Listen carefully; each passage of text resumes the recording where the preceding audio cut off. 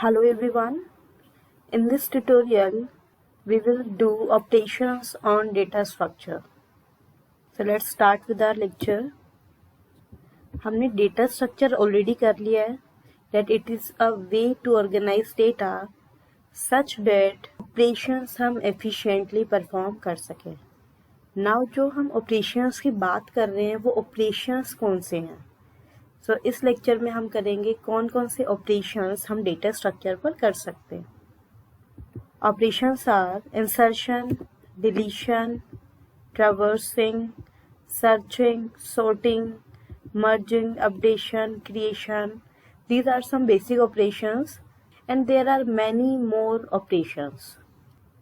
वो डिपेंड करता है हमारी एप्लीकेशन क्या है, जो हमने डेटा स्ट्रक्चर चूज किया है उस पर हम कौन कौन से ऑपरेशंस परफॉर्म कर सकते हैं. बट जितने ये ऑपरेशंस है ये सब कॉमन है जो हम किसी भी डेटा स्ट्रक्चर पर परफॉर्म कर सकते हैं. सो वन बाय वन देखते हैं. First is insertion operation. Now what is insertion operation? Insert नाम से पता चल रहा है दैट हम एक एलिमेंट या एक वैल्यू को हमें ऐड करना है हमारे डेटा स्ट्रक्चर के अंदर. So add an element in given data structure. जो हमने डेटा स्ट्रक्चर चूज किया है, सपोज अगर हमने एरे को चूज किया है सो उसके अंदर एक नई वैल्यू को ऐड करना.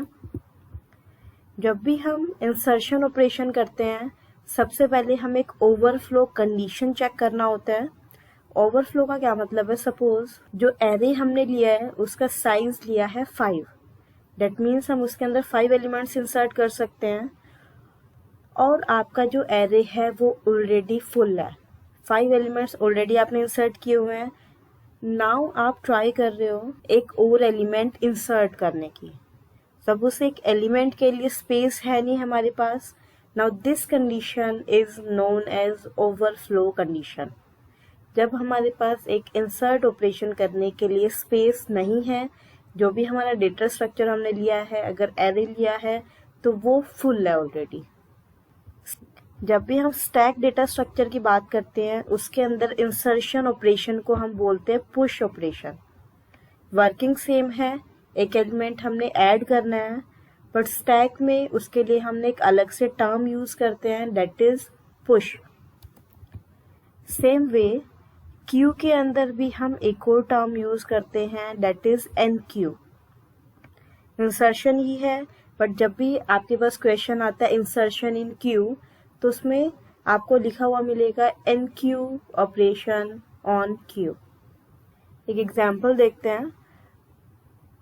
लेट्स से हम एरे की बात कर रहे हैं. जो हमने डेटा स्ट्रक्चर लिया वो एरे लिया हुआ है और ये कुछ एलिमेंट्स उसके अंदर ऑलरेडी प्रेजेंट है 5, 7, 3 एंड 8. नाउ हमें एक और एलिमेंट इंसर्ट करना है 9. तो जब भी हमें इंसर्ट करना होता है सबसे पहले हम चेक करते हैं क्या हमारे पास स्पेस है इंसर्ट करने के लिए. यस, एक स्पेस हमारे पास फ्री है. सो 9 को हम लास्ट पोजीशन में ऐड कर देंगे.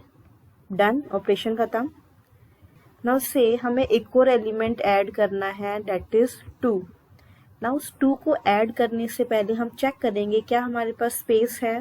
नाउ इन दिस केस हमारे पास स्पेस नहीं है. So this is our overflow condition.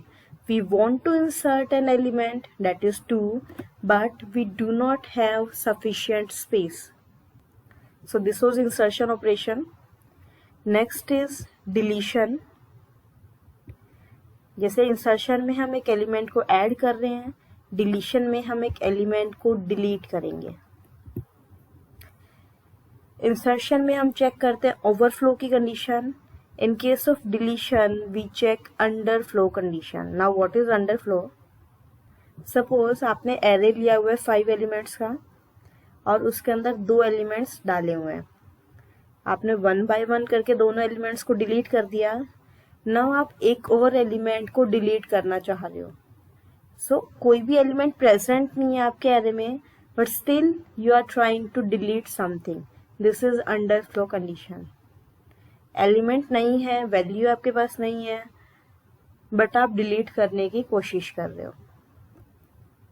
Stack में इंसर्शन को बोलते हैं push operation. Same way deletion के लिए भी हमारे पास एक टर्म है, that is pop operation. Pop means जब भी आपको मिलता है स्टैक में पॉप करना है, दैट मीन्स आपको एक एलिमेंट को डिलीट करना है। Same way in queue we have operation D Q.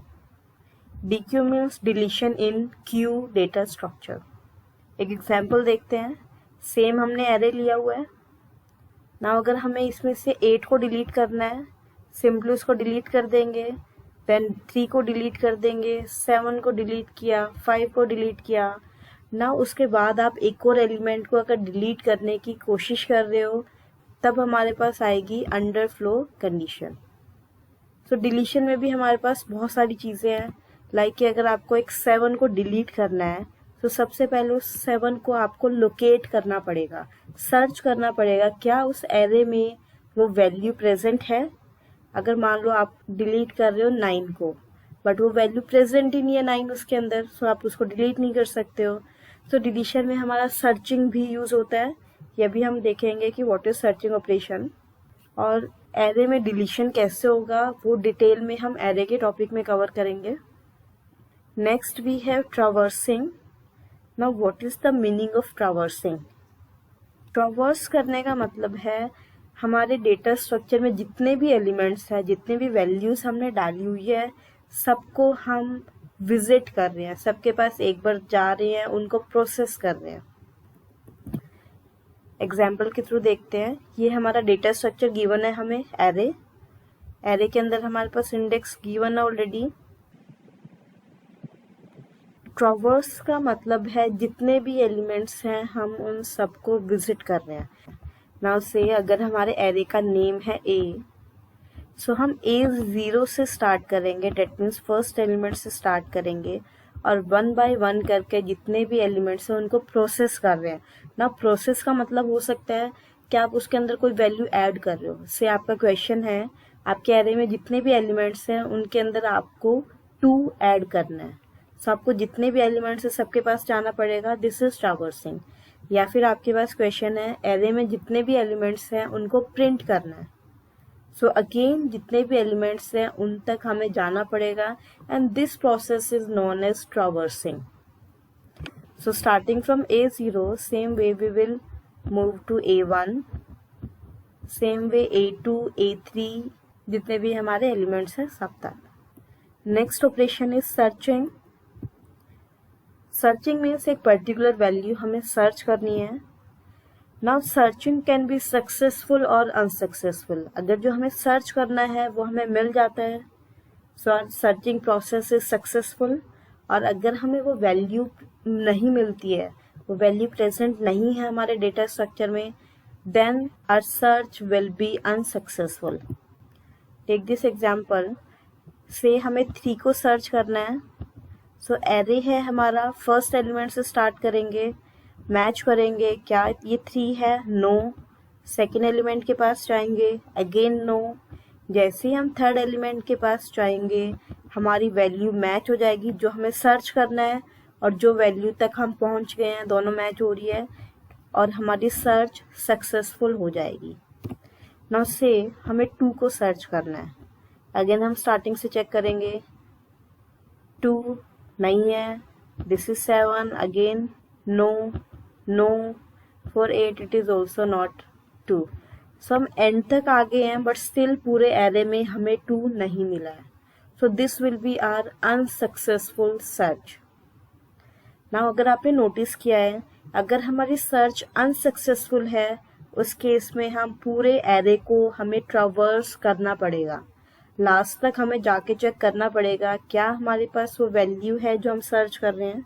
So in case of unsuccessful searching हमारा पूरा ट्रावर्सिंग का प्रोसेस एग्जीक्यूट होता है, और अगर सक्सेसफुल है तो ट्रावर्सिंग हम यूज कर रहे हैं, बट जिस भी पॉइंट पे हमें वो वैल्यू मिल जाएगी जो हम सर्च कर रहे हैं वहीं पर हम स्टॉप कर देंगे हमारे ऑपरेशन को।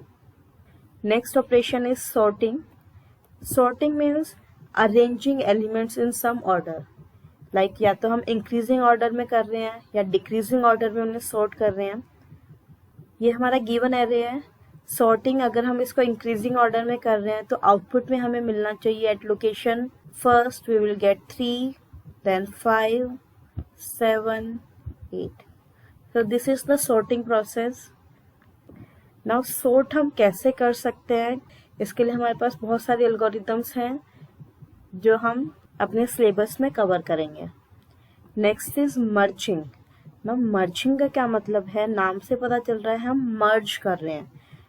हमारे पास 2 लिस्ट हैं, उनको मर्ज करके हमें एक सिंगल लिस्ट बनानी है.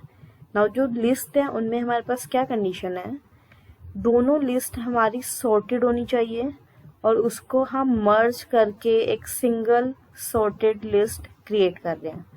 फॉर एग्जाम्पल, सपोज ये हमारा एरे 1 है, A1, and we have 4 elements in this array.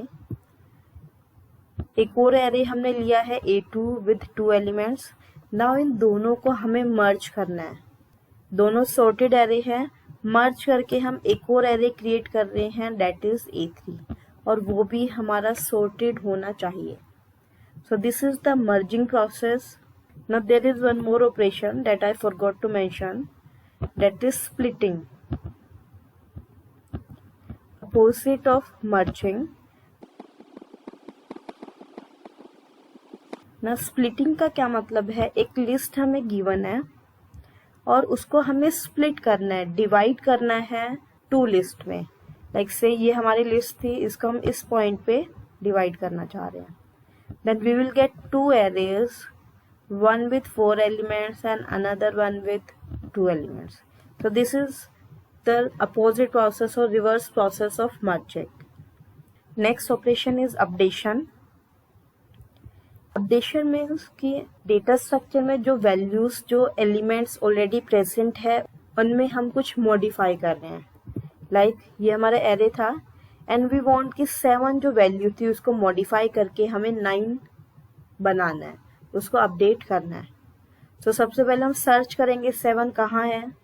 जब वो मिल जाएगा तो उसको हम 9 बना देंगे. सो this is the updation process. Next is creation.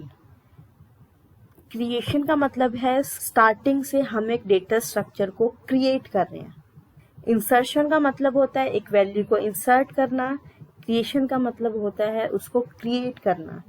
Like अगर हमें एरे डेटा स्ट्रक्चर बनाना है, सो उस केस में क्रिएशन क्या होगा, जो हम स्पेस एलोकेट कर रहे हैं. लाइक अगर हमें 5 एलिमेंट्स का एक एरे बनाना है, सो इंट A5.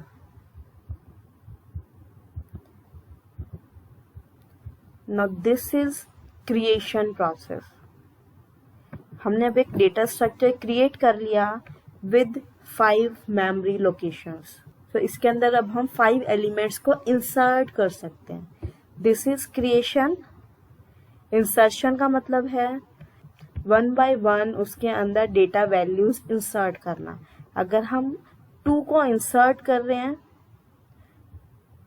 उसके बाद अगेन हम 5 को इंसर्ट कर रहे हैं, this is insertion. Creation means उसको स्पेस एलोकेट करना. So these were some basic operations on data structure, and there can be many more operations depending on your application, depending on the data structure we choose. So that is all for today.